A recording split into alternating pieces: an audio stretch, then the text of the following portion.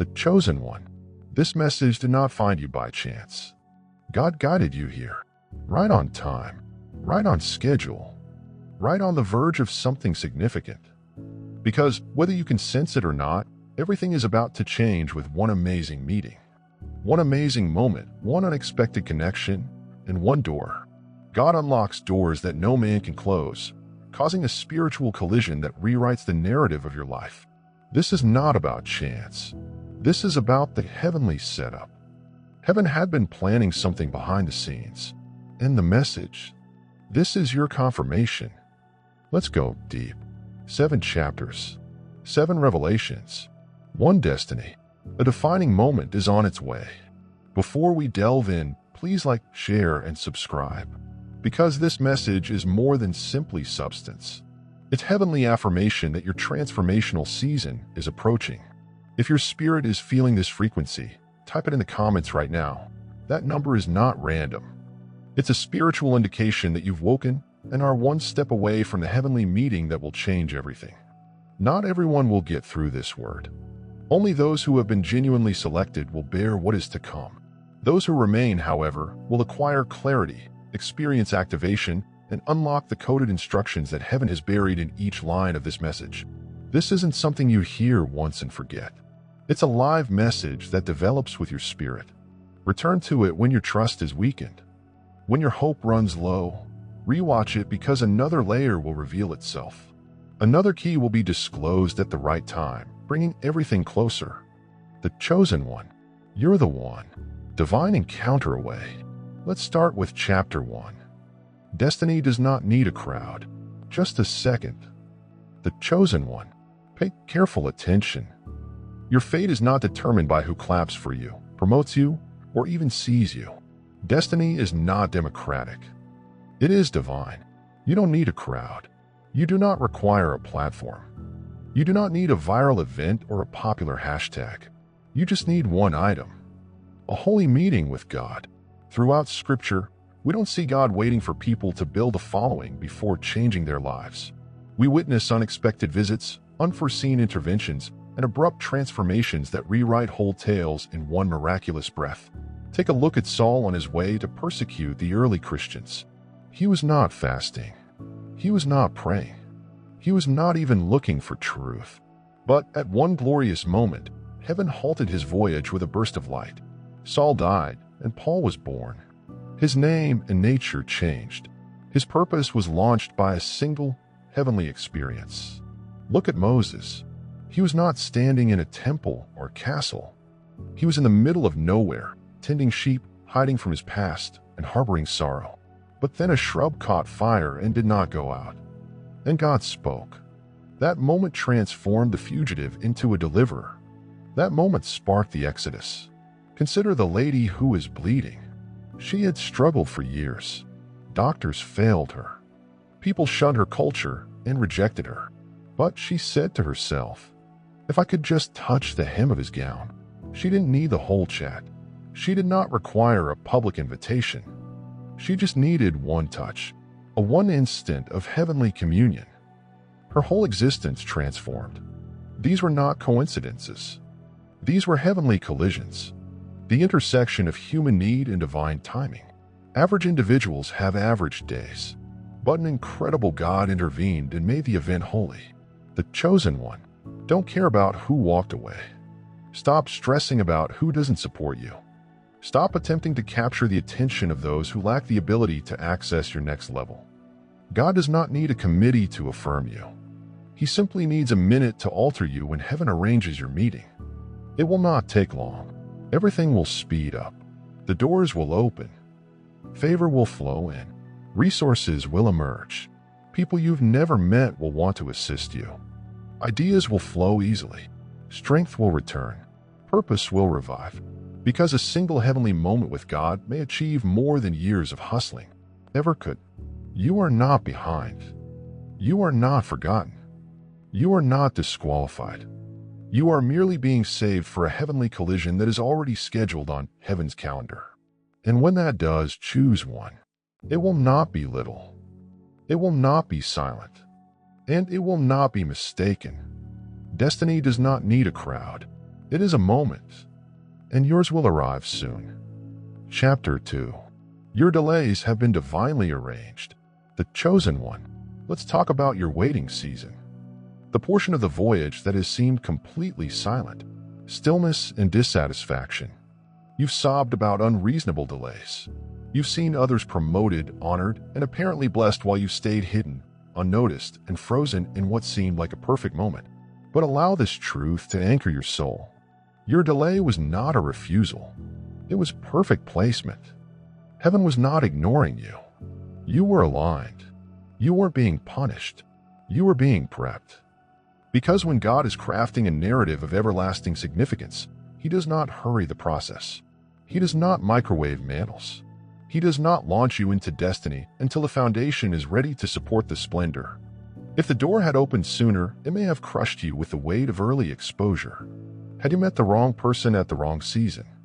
They may have distracted you or disrupted your quest if the chance had presented itself before your character was established. You may have sacrificed your calling for comfort, but God's kindness protected you. He concealed you like Moses in the basket. He kept you in training like David on the field. He safeguarded your name, soul, and journey. Not because He forgot about you, but because He was shaping you. Because miraculous experiences are the type that alter your whole chronology. Time-sensitive and very specific. They are not arbitrary. They do not happen just because you are emotionally prepared for them. They occur when every aspect in the spiritual world has been carefully planned to meet you in perfect accord. You don't just desire any opportunity. You want paradise to be uniquely yours. The one that does more than simply lift you momentarily. It establishes you forever. The one with no hidden goals and just good intentions. The one who not only enriches your life, but also increases what you already have. And when that holy meeting occurs, you will not have to push it. You will not need to beg for it. You won't even have to over-explain yourself. It'll find you. It'll fit you. And it will happen abruptly. Relationship, open door, platform, provision, affirmation, and miracle. All of it. Waiting on the other side of divine timing. When it comes, you'll realize the wait was worthwhile. It was working behind the scenes to create something so precise, holy, and personal that only God could have organized it. So no more aggravation with a delay, no more doubting your timetable. This season of calm has been divine precision in action. You're not behind. You are being positioned. You're not forgotten. You are being polished. You're not late. You are being propelled at the speed of purpose. When it's time, everything will change. Suddenly, utterly, and unmistakably. Chapter 3. Angels Move. When you remain in sync. Divine experiences with the Chosen One are not random eruptions of grace. They are strategic deployments of heaven. They are attracted to alignment rather than disorder. That is why you have been experiencing pressure in intimate parts of your life. Why has God gently, but sometimes violently, confronted your behaviors, ideas, words, relationships, and routines? It wasn't simply about helping you get well.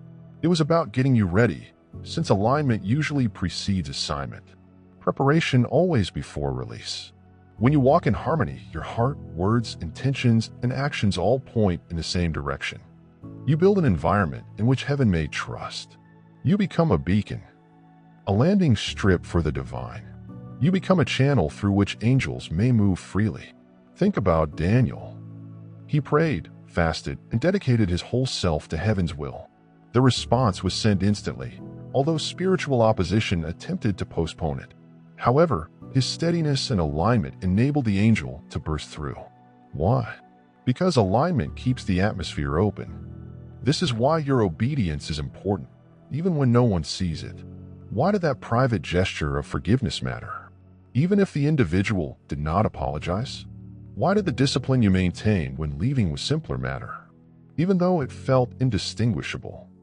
Heaven observed each time you answered yes to God in the dark. The spirit world altered to your advantage. Every time you shut down a distraction, you increased the frequency of divine flow. Every time you chose purity above popularity, you triggered an angelic movement. The Chosen One. Let this be apparent. You're not laboring for blessings. You're dealing with paradise. And when your life aligns with God's plan, angels don't merely protect you. They are collaborating with you. Assignments are being carried out. Connections are being prepared. People are being nudged. Systems are being transferred. Everything is in reaction to the state of your spirit. You may not be able to see it yet, but there is activity in the unseen world on your behalf. Instructions are being published. Routes are being cleaned. Miracles are planned. And now you've reached a point in your trip when the alignment is unmistakable. You have matured. You've persevered. You have consecrated. You've let go of what no longer serves you in the future. And that's why everything is going to change. Because a heavenly meeting does not occur simply because you are needy. It arrives because you're prepared. Prepared in heart. Spiritually prepared. Ready posture. Prepared to obey. This next interaction is more than simply a gift. This is a confirmation. It will verify what your soul already understood. However, your situations could not confirm. God is faithful. His words are true. And angels really do move for the aligned. Chapter 4. God is preparing the individual to hold your next key. The chosen one. You have been doing your part in silently. Sowing seeds. No one clapped. I am praying. No one listened. Withstanding storms. Nobody understood. And although you've been loyal in the field, God has been working behind the scenes. Not only are we constructing a location for you, but also a person. Yes, a person. A guide to one's fate. A key holder. Someone who was destined to be a part of your path from the beginning. Someone with access to the next stage of your task. They may not appear how you anticipated. They may not sound like what you are accustomed to. They may not arrive in the packaging for which you requested, but they will carry a portion of your prophecy. God has been dealing with them, whispering your name in their soul, moving their heart toward you, sending them dreams and nudges, and directing their path so that it intersects yours. They may not even completely comprehend the task yet. They may believe it is only a business concept, a sensation, a chat, or a fleeting moment. But everyone understands it's a setup. Here's the mystery. You will not have to pursue this individual. You won't have to beg people to recognize your worth. You won't need to narrate your whole experience for them to comprehend, since they are spiritually assigned, awakened, and pulled. They will come to you out of obedience, not duty, purpose, or pressure. Think about it. God used Pharaoh's daughter. Someone with no theological knowledge or prophetic vision may save Moses, a nation's deliverer. God used ruler Xerxes, a heathen ruler, to elevate Esther to royal status in order to rescue her people. God used a foreign jailer to trust Joseph, and that faith unlocked the door to Pharaoh's throne chamber. God even used a widow's faith to sustain Elijah throughout the famine. Your next breakthrough isn't about status. It's about strategy. That is why God did not allow you to become bitter when others went. That is why He barred the doors you kept attempting to open. That's why He kept your name concealed. Because when it is eventually disclosed, it will be via divine timing rather than personal branding. Here's the deeper discovery. This key holder isn't coming to unlock a single door. They're coming to hasten everything. They are providing clarity to the uncertainty. They are delivering resources to areas that were previously lacking. They are providing confirmation where there was question. They are providing alignment where there was a delay. But listen, they are not your source. They are merely the vessel. God continues to write the tale. They are paragraphs, not the story. Don't worship the key. Worship the God who gave someone else your access and now commands them to utilize it. You do not need to manipulate. You do not need to perform. You do not need to over-prepare. You only need to remain in place. Stay pure. Maintain a tranquil attitude. Because it's heavenly chess. Heaven is making its next move. And when that person appears, whether it's a mentor, a funder, a partner, a supporter, or someone you've previously neglected, you'll know they're the one God talked to about you. This is the one with my next instructions. I live next door. My future fate has shifted, and it will not be based on your resume. It will depend on your residual status. You have been concealed for a purpose, and now you are about to be unveiled. not via your efforts, but through the divine plan. So prepare. Continue to be loyal. Stay anchored because someone will arrive with your key. And once the key turns the lock, your whole life will open. Chapter 5. The location you are in is soon to become sacred ground. The chosen one. Allow this to settle in your spirit. Where you are right now, the presence of God is going to revolutionize a situation that seems too ordinary, unpleasant, and stagnant. This isn't simply another season, space, or quiet period of time. This is a holy setup. You're on the verge of something miraculous, yet you're not even aware of it because, contrary to popular belief, God does not await perfection. He waits for preparedness. He is intrigued to posture rather than performance. When your heart is set on trust, surrender, and expectancy, ordinary settings become spectacular altars. Consider the trend throughout Scripture. God did not visit Moses in a throne chamber. He met him in a field full with sheep. A blazing bush in the midst of nowhere sparked a worldwide deliverance. God did not meet Jacob in a palace. He met him as he was jogging, sleeping on a rock. The rough, dry, and untamed terrain became a doorway between heaven and earth. Jacob responded, "Surely the Lord is in this place, and I didn't realize it." That is what is going to happen to you. You'll glance around and realize, wait, God was here the entire time. Mary did not get her visitation in a cathedral. As a little girl, she got it at home alone. Gabriel did not appear in front of large audiences or choruses. He arrived silently, suddenly, and gloriously. The complete redemption plan of heaven was revealed in a quiet chamber, as one girl said, "Be it to me according to your promise." Do not miss the message. God visits locations that seem to be too quiet, irrelevant, or damaged, for there is where his splendor shines, the brightest. So if you've been feeling neglected, or if the walls surrounding you seem to be closing in, if your surroundings seem dry and boring, it's a hint that you're on sacred ground in disguise. Your bedroom might become a flaming bush. Your kitchen may serve as a throne room. Your automobile may serve as a shelter. Because when God enters this space, everything changes. But he is your duty. He picked one. Prepare the environment. God does not need a flawless environment, but he values one that is prepared. Clean the space in your heart. Eliminate anger, worry, dread, and doubt. Worship helps to open your spirit. Silence, prayer, and thankfulness. Make room both physically and mentally, because the next confrontation will not be subtle. It won't be little. It will be memorable. It will be the kind of interaction that validates your calling. This addresses your questions. This realigns your course. That permanently imbues your soul with God's fire. You've been waiting for something to happen outside, but God is preparing something within. He's going to consecrate your place with his splendor. You'll start to feel it in the air, the pressure, the tension, the hallowed silence. It is not random. It's a spiritual construction. He's about to infuse your ordinary with a remarkable. When that occurs, you'll realize you won't be able to describe it. You will not be able to go back to who you were before. Because heavenly experiences don't just inspire, they transform. So be ready. Wake up early to worship. Turn off all distractions. Talk to God throughout the day. Keep your ears alert because it may happen any day now. Your current location will soon become sacred ground.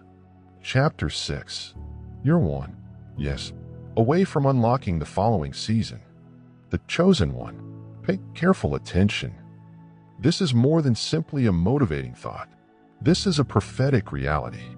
You're one, obedient, yes, away from revealing all God has been planning behind the scenes.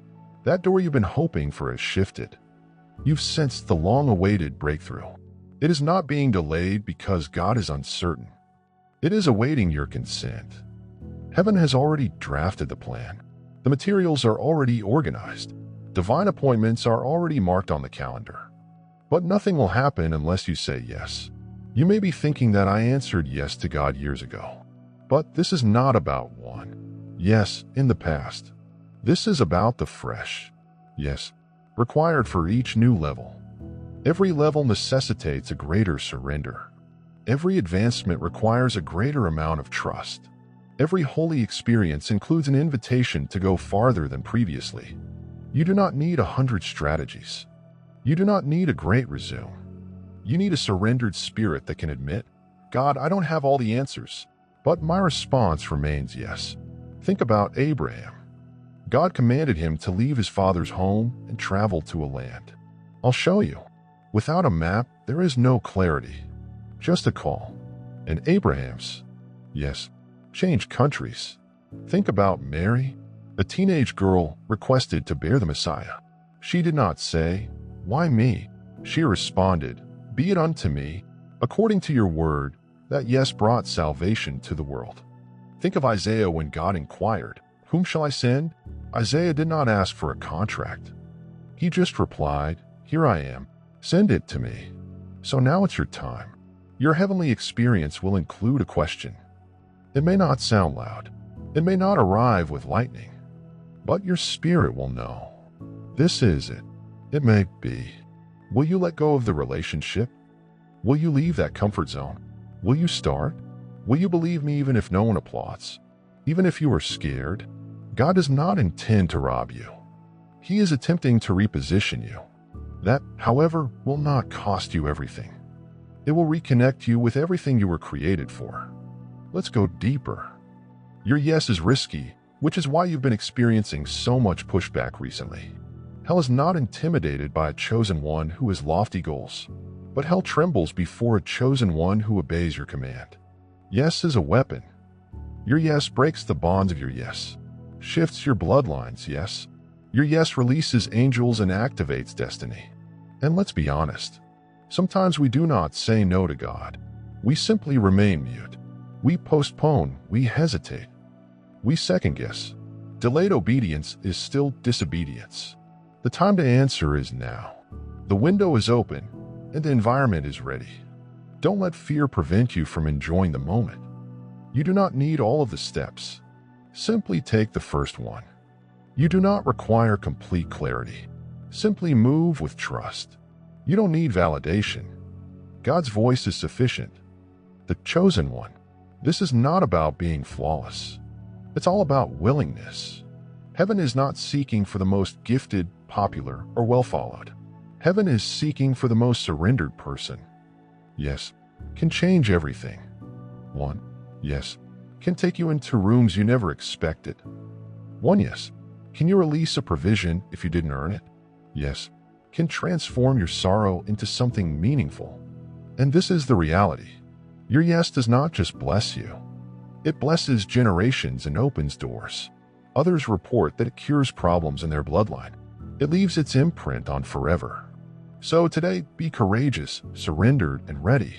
Because heaven is asking you a single question. Will you say yes? Say it scared. Say it through tears. Say it even if you don't know everyone in the house, and watch God do what He does best. You're not waiting for a miracle. The miracle is waiting for you. Yes. Chapter 7. When that occurs, you'll know it was the tipping point. This moment was marked by the selected one. You may not know it yet, but you are standing on the verge of something holy. This is not just another day. This is not just another message. This is a heavenly announcement. You are closer than you have ever been. When this holy meeting occurs, which will happen, you'll remember this moment as the start of the transition. Not because everything changed suddenly. Not because you had all the answers, but because something in your soul resonated with heaven. You will recall where you were when you heard this. You'll recall the certainty that flooded your soul. You'll recall how the atmosphere surrounding you seemed heavy with something holy, like if heaven was leaning in. And you'll express it clearly when the encounter occurs, when the door opens, when the aid arrives, and when the promise becomes a reality. That was the moment. That was the tipping moment. That is when God did it. The agony will not go to waste. The quiet will not be in vain. The delays will make sense since God does not prepare this long unless the promise is significant. Your soul has sensed it. That sensation that something is on its way, that is stirring, that refuses to let you put out the fire, even when life attempts to extinguish it. That is heavenly consciousness. That is prophetic alignment. That is the Spirit of God, whispering, get ready. You are not waiting for time. You are awaiting divine time. You're not late. You are being synced with God's motion. When it arrives, it will carry weight. It will convey authority. It will do a confirm action. It might be a discussion that alters your course. It might be a heavenly connection that reveals your mission. It might be a miraculous supply that hastens your destiny. It may be an enormous peace that falls on you and changes your whole inner life, and no one will be able to claim credit for it. No man, no effort, no rationale. Because it will not be explainable. It will be undeniable. Heaven will make it known. This is me. This is my hand. This is my time. This is my preference. So be prepared. Keep your heart clean. Keep your oil full and your faith alive. Don't allow despair lead you to settle. Don't let fear persuade you to surrender. Don't let impatience overshadow the promise. You did not come this far to stop now. You didn't go through all of that anguish simply to live in constraint. You didn't go through that wilderness to keep going in circles. You are one amazing experience away from everything changing. And when it arrives, you will breathe differently. You will move differently. You will perceive yourself differently. You will worship differently. Because something extraordinary will happen in your life, and you'll know God did it. So elevate your head, square your shoulders, position your trust. This is your tipping moment. Heaven is already in action. The holy meeting is already on its way. And once it comes, your life will never be the same.